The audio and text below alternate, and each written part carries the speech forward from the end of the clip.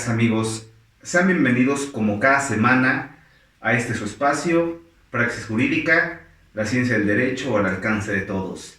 En esta ocasión analizaremos una figura que ya ha sido recuperada por diversos tratadistas, pero que tal vez en la práctica no ha terminado de aterrizar a profundidad, puesto que la sociedad, la ciudadanía, tiene ciertas por ahí creencias erradas de lo que es el divorcio. Hoy les hablaremos de la inconstitucionalidad de las causales de divorcio.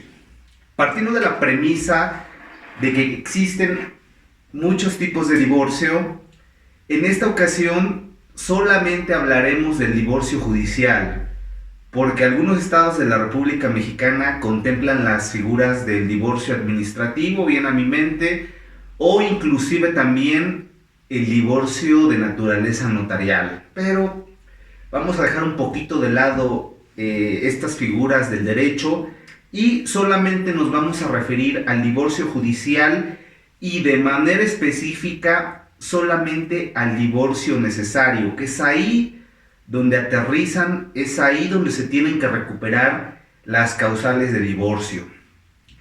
Pues bien, como es sabido por todos, en materia judicial existen dos tipos de divorcio principalmente. El primero de ellos es el divorcio voluntario. Basta que las partes comparezcan de manera voluntaria ante un juez para efecto de solicitar la disolución de este vínculo. Y si hay voluntad de las partes y hay acuerdo sobre todo en materia a pensión alimenticia, disolución de bienes y otra cosa importante, guardia y custodia para el caso de que existan menores, pues se da esta disolución y ya no habría ningún problema. Pero ¿qué sucede cuando tenemos la necesidad obligada de divorciarnos? Los códigos civiles recuperaban una figura que se conoce como divorcio necesario. Como su nombre lo indica, se tiene que invocar la necesidad de hacer la ruptura del vínculo matrimonial. Y ojo, quiero ser muy cauto, porque algunos estados de la República Mexicana ya contemplan esta evolución, este tránsito de un divorcio necesario a un divorcio incausado. El Estado de México es uno de los estados más progresistas en este tópico del derecho familiar, y es por ello que aquí en el estado ya no tenemos la figura del divorcio necesario. Pero hablemos un poquito del Código Civil Federal y de manera específica del artículo 267. ¿Por qué hablamos de este artículo en específico? Porque es el artículo que recupera las causales de divorcio. Y es ahí donde los abogados antes teníamos que hacer una narrativa novelesca para acreditar las múltiples causas por las que se podía acreditar un divorcio.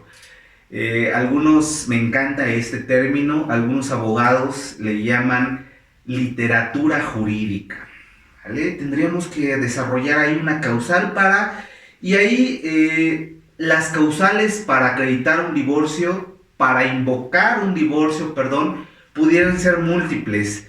Vienen a mi mente dos fracciones que recupera el Código Civil Federal en su artículo 267, les comentaba. La primera, el adulterio debidamente comprobado como una causal de divorcio. Yo pudiera hacer una narrativa de que encontré a cierta pareja entrando a un motel y no sería una narrativa suficiente para acreditar el divorcio mediante la causal de adulterio. Sucedía lo mismo con la violencia, sucedía lo mismo con la separación por más de 6 meses, los actos inmorales, en fin. Les comentaba, estas figuras, estos elementos, estas causales eran muy difíciles de acreditar. Por ello los divorcios, cuando teníamos que seguir este camino de la necesidad esto es, el divorcio necesario, pues eran sumamente tediosos, sumamente largos. Y estoy hablando del pasado porque esa es la novedad que les traemos actualmente en praxis jurídica. Habría que justificar un poquito la necesidad de acreditar causales de divorcio en el pasado. Tendríamos que recuperar un poquito el contexto histórico del derecho familiar para entender que las causales de divorcio surgen como una necesidad de preservar los núcleos familiares. Les comentaba, tendríamos que regresarnos un poquito al colonialismo o a la época colonial, que es donde surgen estas figuras, esta idea de matrimonio y esta idea de acreditar una causal para que yo me pueda divorciar. ¿Por qué digo había la necesidad obligada? Porque actualmente, ya en el siglo XXI, ya en el 2021, ya estamos en un contexto de evolución del derecho familiar y de evolución de esta innecesaria justificación de las causales. La evolución que nos da esta pauta es el amparo directo 5198 del 2016. Reitero por si lo quieren consultar a mayor detalle, el amparo directo en revisión 5198 del año 2016. Es este amparo directo que nos da la pauta para romper este camino del divorcio necesario y quedarnos solamente con la figura del divorcio incausado. Les comentaba esto porque algunos estados de la República Mexicana, como es el Estado de México, ya tienen esta figura inserta dentro de su código adjetivo. No hay que recurrir a esta invocación del amparo directo en revisión, pero algunos otros estados de la República Mexicana desafortunadamente todavía contemplan esta posibilidad de hacer el divorcio necesario. El amparo directo en revisión en comento tiene una conclusión bastante clara. El impedir el divorcio de dos personas es violatorio del libre desarrollo de la personalidad que se presenta o se presume como una garantía fundamental consagrada en la Constitución Política de los Estados Unidos Mexicanos.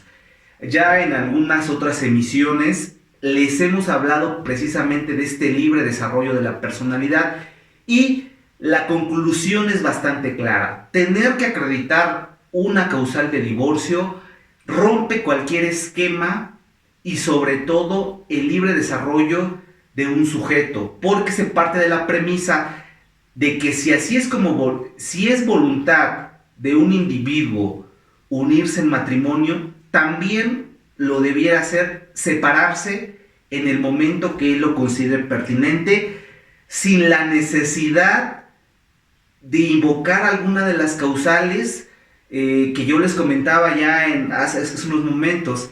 Eran literarias, eran sumamente engalanadas y en algunos casos eran muy difíciles de acreditar. Es por ello que actualmente, mediante el criterio jurisprudencial en comento, el vínculo matrimonial ya solo se puede disolver por vía judicial en un contexto voluntario y en un contexto o el famoso llamado divorcio incausado. Es incausado porque dice, ¿no? Si atendemos la definición etimológica, in causa, sin causa, basta con que alguno de los contrayentes comparezca ante un juzgado y diga que su proyecto de vida es diverso o que ya no aman a la persona para que se dé la disolución del vínculo matrimonial. Y ojo aquí nada más, como siempre, la cerecita del pastel. Ya el matrimonio, mediante un nuevo criterio jurisprudencial, y me refiero al amparo directo 06 del 2008, ya no tiene el concepto del matrimonio como se tenía en el siglo XX. Algunos códigos, viene a mi mente el estado de Oaxaca, recuperaban y describían al matrimonio como la unión de un solo hombre con una sola mujer.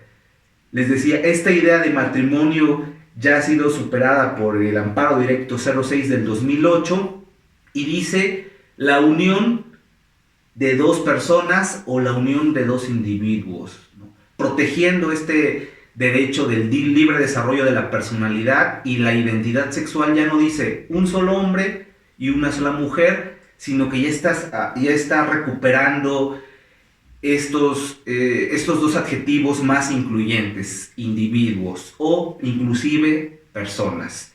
Y es así como se pueden dar cuenta que el derecho familiar es una de las ramas del derecho que tiende a evolucionar sobremanera. Yo creo que, y esta ya es una posición personal, es de las pocas ramas que de manera constante presenta innovaciones, y eso es lo que nos obliga a nosotros, los practicantes de esta ciencia del derecho, a mantenernos actualizados.